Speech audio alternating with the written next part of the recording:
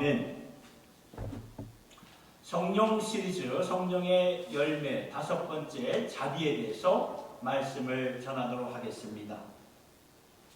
여러분, 우리가 이제 예수 믿는 집안이 아닌 이렇게 불신자의 삶을 살다가 이제 교회를 예수를 믿게 돼서 교회를 처음 갔던 그때가 있지 않습니까? 그때를 기억하십니까? 내가 처음 예수를 믿게 되어서 교회를 갔던 그때, 여러분 기억나십니까? 그때 내가 왜 교회를 갔을까? 무슨 이유로 교회를 찾게 되었을까?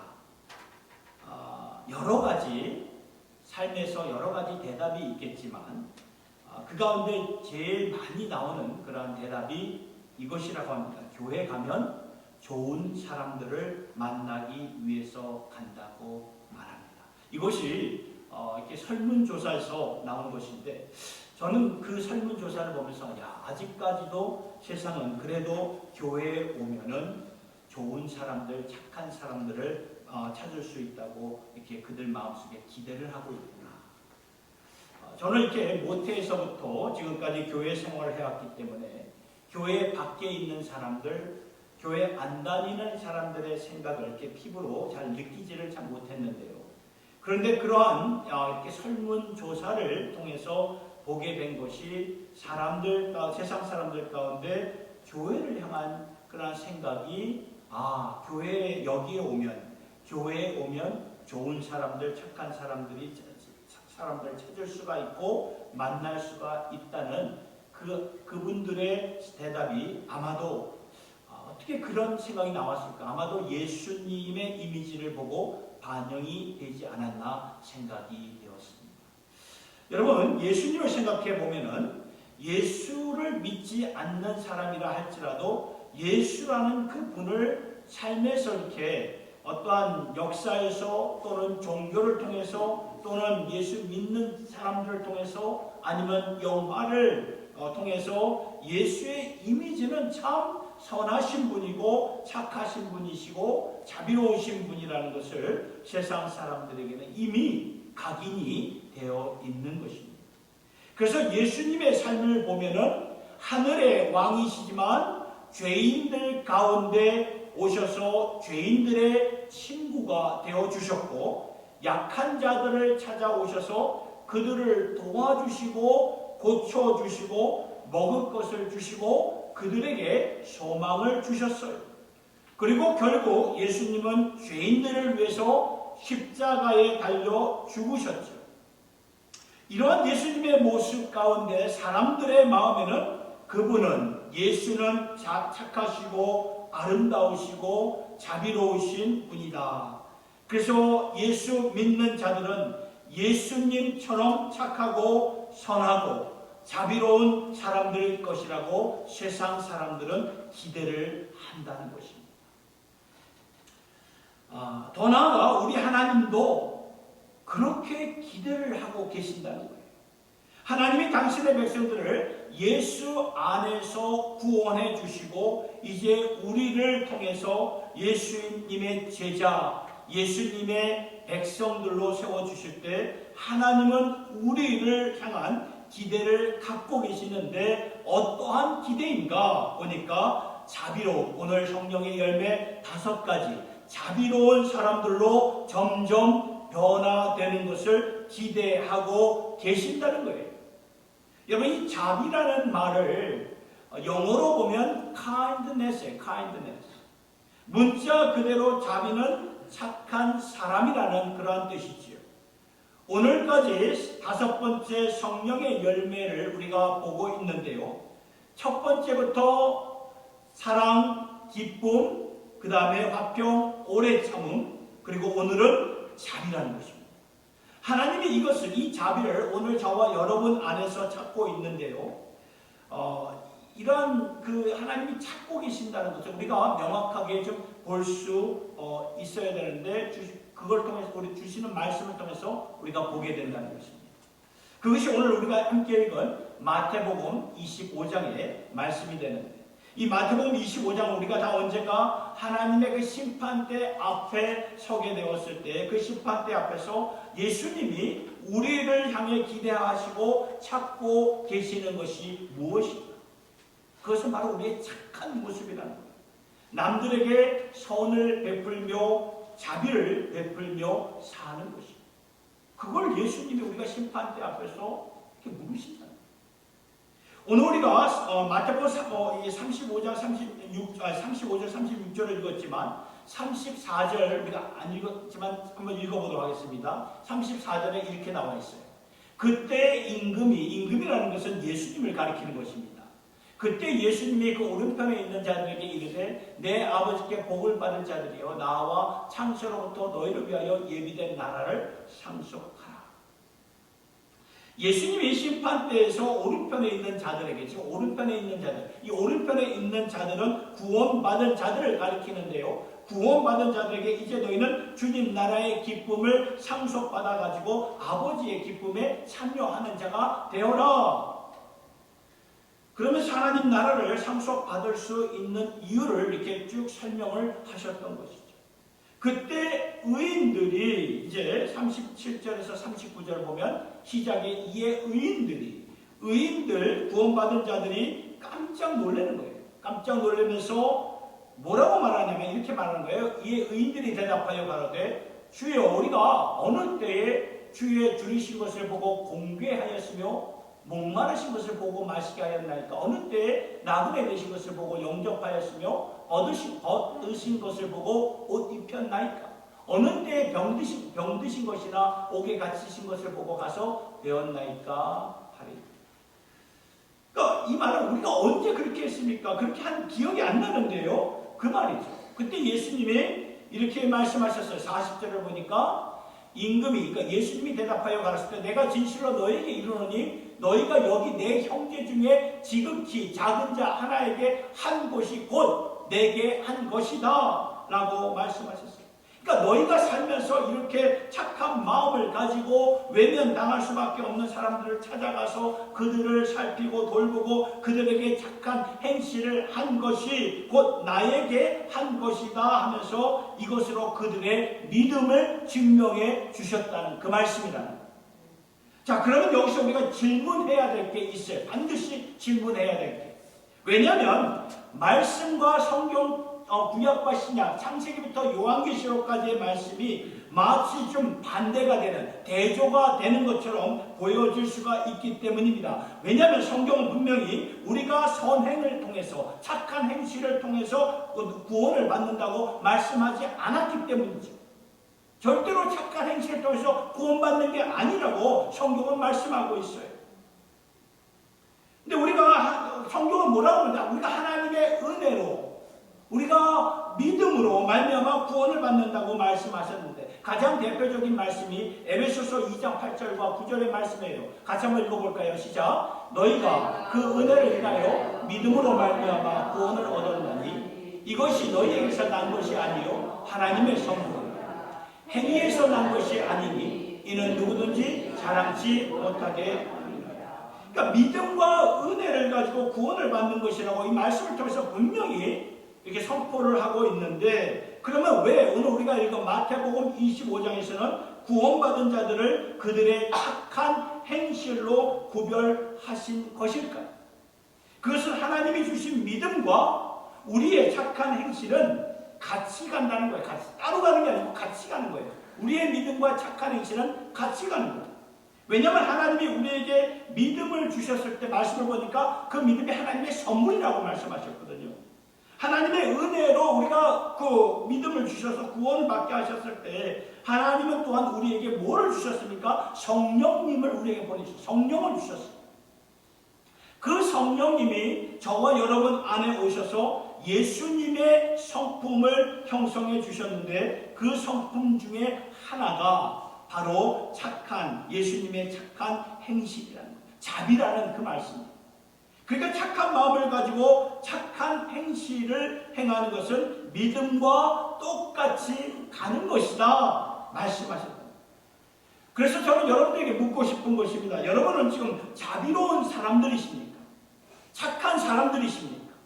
세상은 이런 모습, 교회에 다니는 사람들을 통해서 기대하고 더 나아가 하나님이 그렇게 우리를 보시고 그런 기대를 갖고 계신다는 거예요. 착한 모습, 믿음과 같이 착하고 선하고 좋은 일을 하는 그러한 모습을 세상은 기대하고 하나님도 기대하십니다.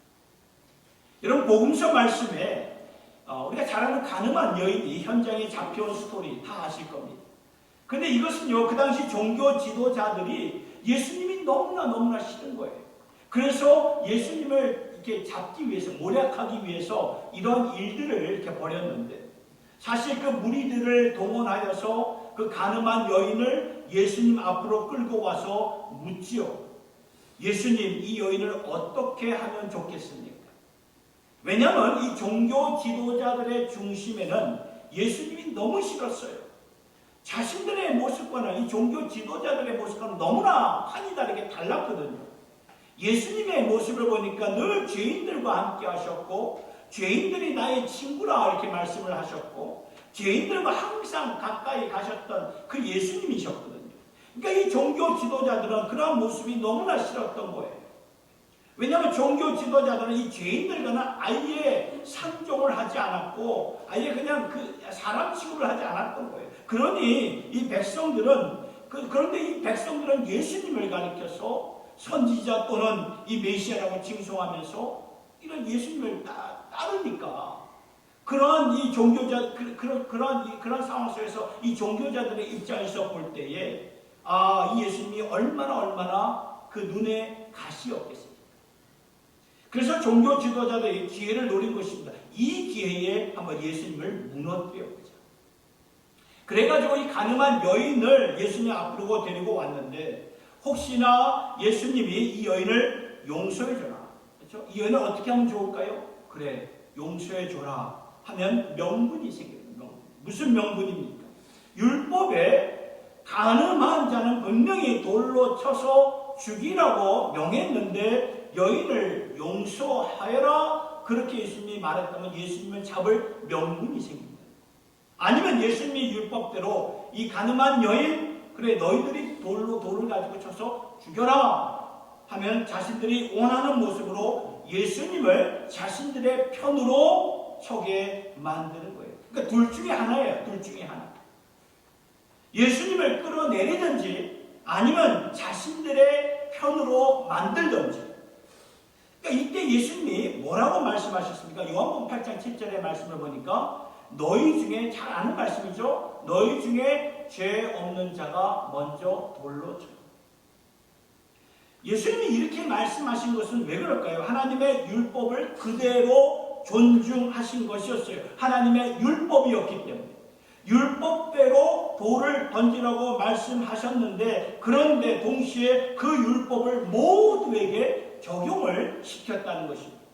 하나님의 율법이 어떻게 한 사람에게만 적용이 될 수 있을까요? 모두에게 적용을 시켰고, 그래서 그 율법 앞에서 너희 중에 죄 없는 자가 먼저 돌을 던지라고 말씀하셨어요. 그러니까 그 말씀을 하니까 그 모였던 무리들이, 종교 지도자들이 아무도 돌을 던지지 못합니다.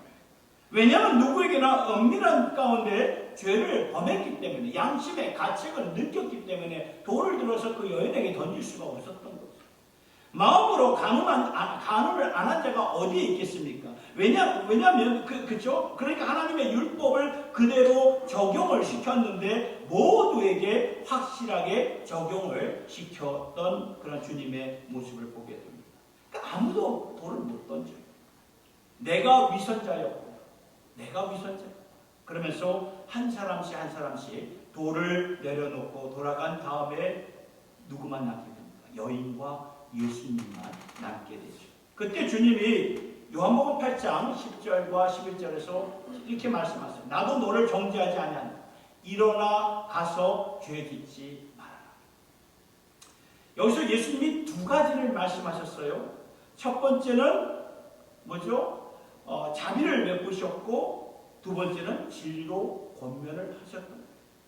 그러니까 예수님이 그 여인에게 묻는 거예요. 너를 정죄하는 사람들이 어디에 있느냐? 아무도 없습니다.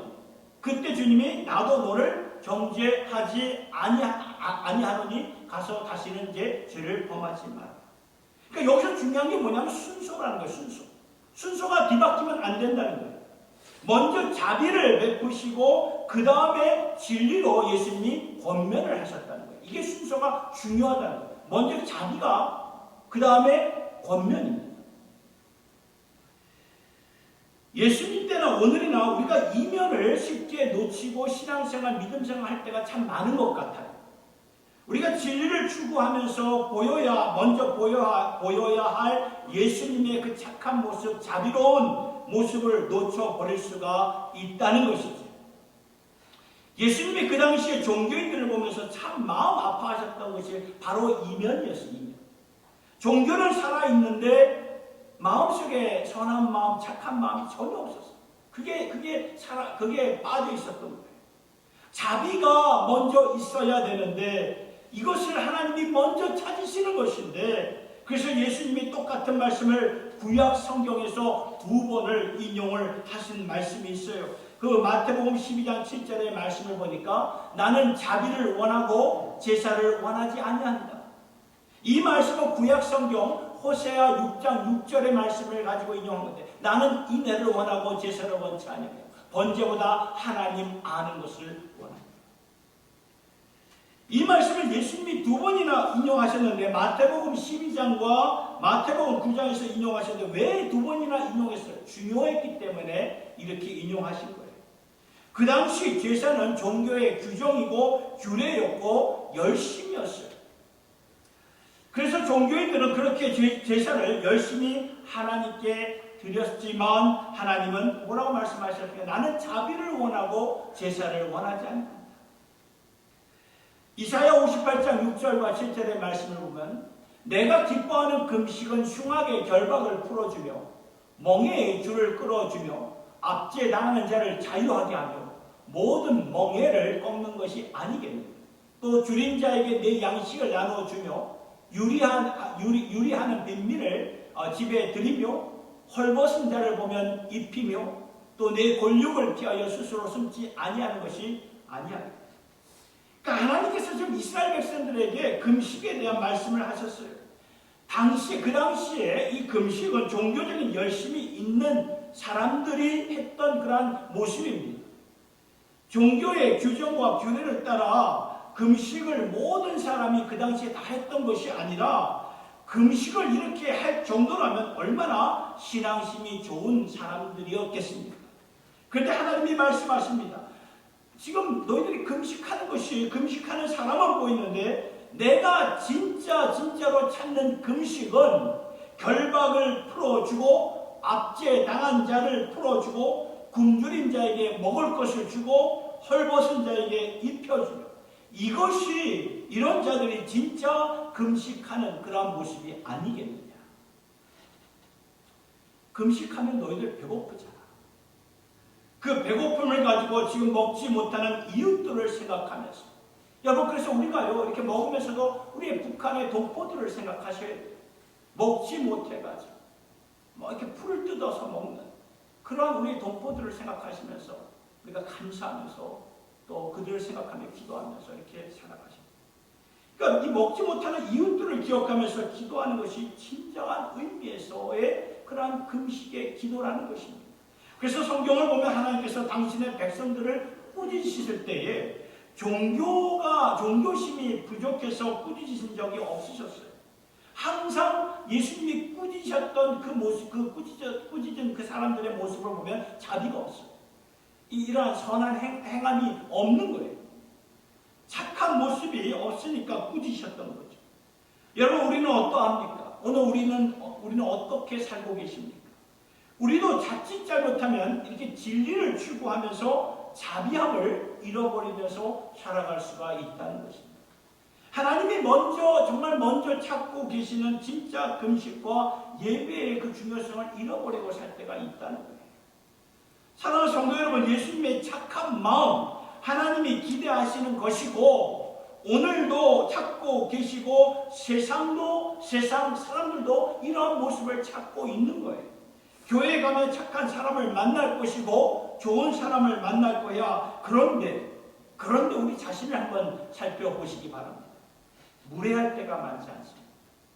무례한 언어 사용할 때가 있지 않습니다. 착함보다는 정죄할 때가 있지 않습니다. 이게 문제라는 거예요. 그러면 이제 예수님의 그 착한 모습, 자비로운 그러한 모습으로 계속 변화되며 형성되기 위해서 무엇이 필요한 것일까? 성령께서 예수님의 그 자비하심을 우리 안에 풍성하게 열매 맺게 하시기 위해서는 우리가 어떻게 우리 마음의 땅을 지경하며 어떻게 내 자신을 준비해야 하겠습니까? 묵상하면서 하나님께서 주신 감동은 한 가지입니다. 우리의 보는 눈이 변해야 된다. 우리의 보는 눈이 변해야 돼요. 우리의 눈을, 육안의 눈을 주님께서 만져주셔야 된다는 것입니다. 세상을 예수님의 자비하심으로 세상을 바라볼 수 있어야 된다는 거죠. 요한복음 9장의 말씀을 보면 태어나면서 맹인이었던 사람이 예수님을 만나서 이 실로암 연못에서 이제 다시 보게 되는, 시력을 회복하게 되는 그러한 사건이 나오는데, 예수님께서 거기서 이제 말씀하시기를 5절에 이렇게 말씀하시죠. 내가 세상에 있는 동안에는 세상의 빛이로다. 이 말씀을 하시고 땅에 침을 뱉어 진흙을 이겨 그의 눈에 받으시고 이르시되 실로암 못에 가서 씻으라 하시니 실로암은 번역하면 보냄을 받았다는 뜻이라. 이에 가서 씻고 밝은 눈으로 왔더라. 여기서 예수님의 포인트는 여러분 이 마지막 말씀, 이에 가서 씻고 밝은 눈으로 왔더라. 여기 예수님의 포인트는 육안의 그 시력이었을까요? 씻고 눈이 밝게 되었더라. 단순히 보지 못했던, 못 보던 눈을 보면서 이제 보게, 이제 그런 못 보던 눈을 떠서 이제 보게 된 그러한 눈일까요? 아니면 그 이상의 것을 말씀하신 것일까요? 당연히 후자죠. 그 이상의 것을 말씀하신 거예요. 왜냐하면 예수님이 그 당시에 모든 맹인들을 찾아가서 다 고쳐주시지 않으셨어요. 요한복음 9장에 나오는 맹인은 한 사람이, 여러 사람이 아니라 한 사람이었습니다. 그리고 고친 사건이 요한복음 9장 전체에 그 주신 말씀인데, 그러면 이 말씀을 통해서 예수님이 강조하시는 것은 바로 내가 이 세상에 빛으로 왔으니 너는 그 빛을 보아야 된다. 그러니까 여러분 그 맹인이 빛을 보아서 세상을 보게 된 것을 넘어가지고 주님의 빛으로 세상을 보고 나를 보아야, 내 안에 내 심령을 보아야 된다는 것이 이 말씀에서 주시고 하는 그런 영적 교훈이라는 것입니다. 그리고 더 확실하게 우리에게 깨우침을 주시는 것은 요한복음 9장 전체의 그 배경의 스토리가 되는 것입니다. 그 요한복음 9장의 배경의 스토리를 보면은 그 당시에 종교 지도자였던 바리새인들이 예수님을 이렇게 조사하기 위해서, 수사하기 위해서 시작하는 거죠. 아니, 예수라는 자가 또 안식일을 범했네.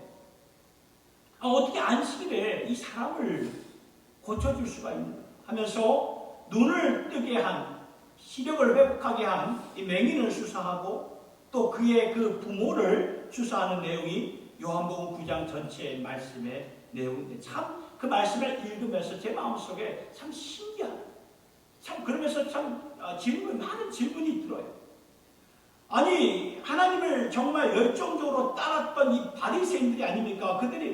그런 바리새인들이 일평생 동안 소경으로 살다가 눈을 뜨게 된 그런 사건을 보면서 그럼 얼마나 감동이 있겠습니까? 얼마나 놀랬겠어요? 얼마나 이렇게 참 가슴이 벅차겠습니까?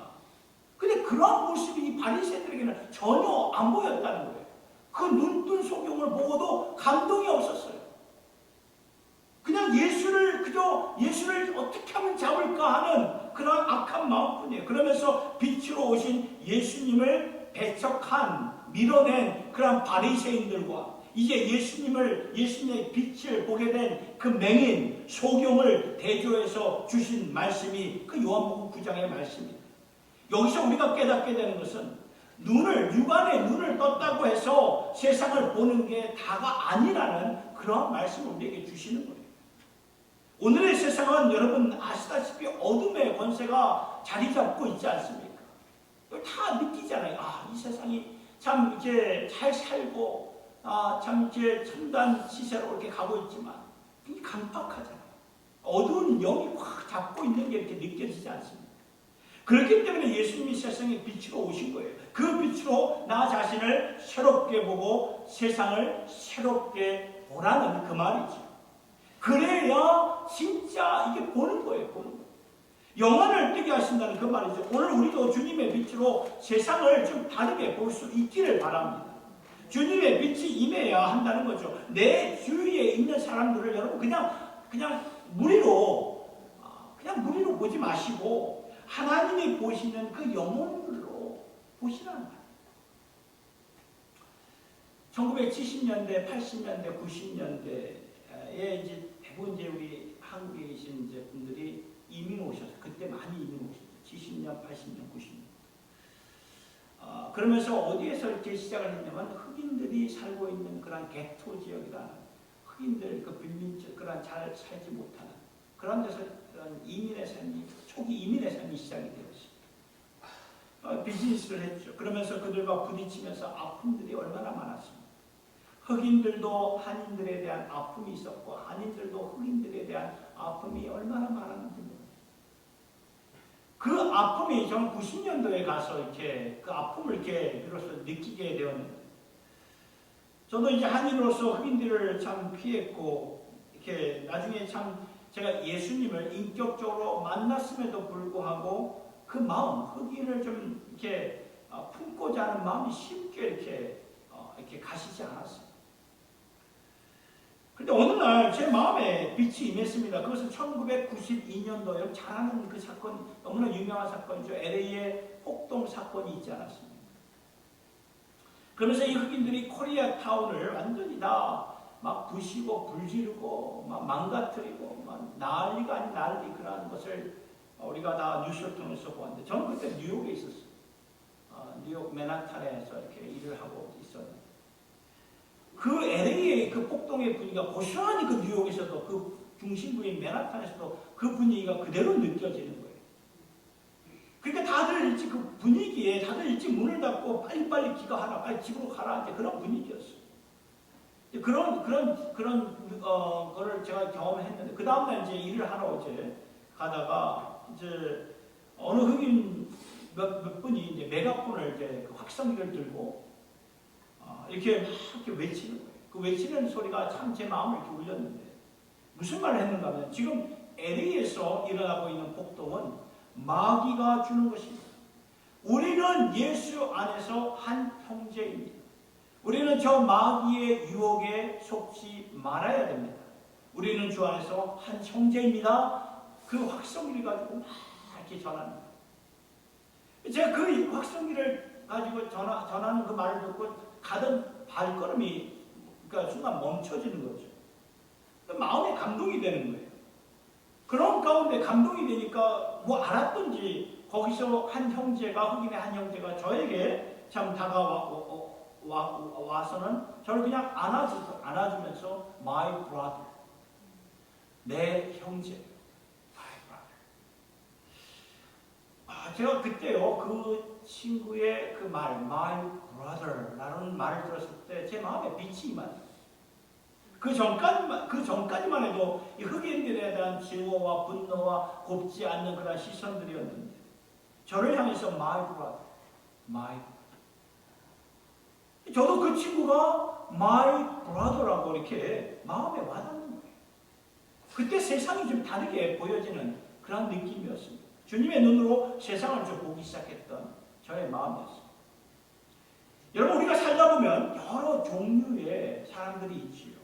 여러 인종들이 있고 때로는 참 사랑하기 힘든 자들, 선한 모습을 보이기 힘든 자들이 우리 주위에 있어요.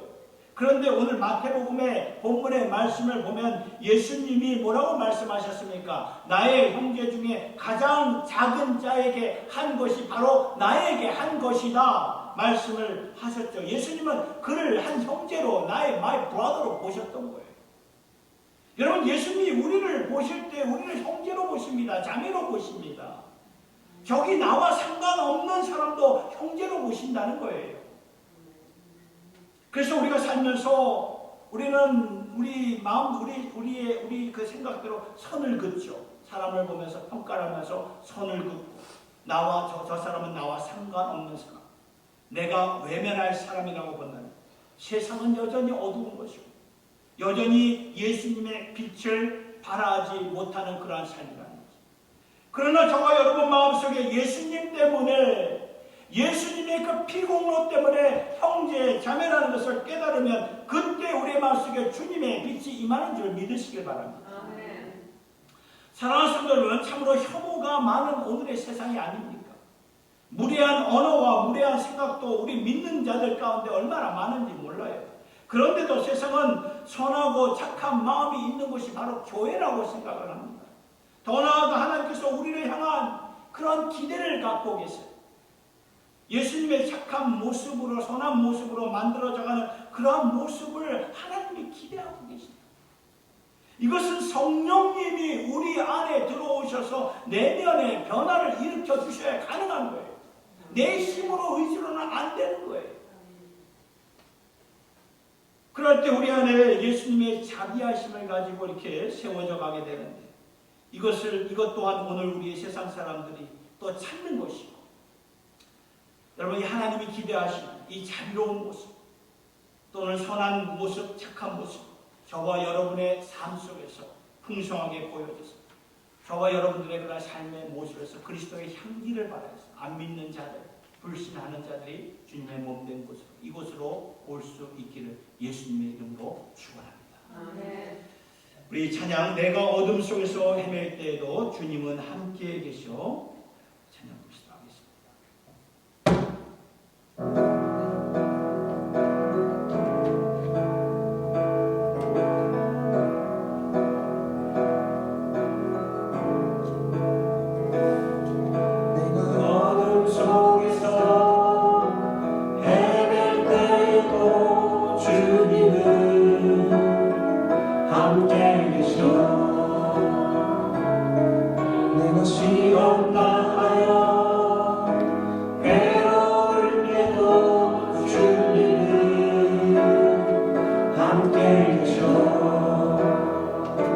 찬양하는 할렐루야, 할렐루야.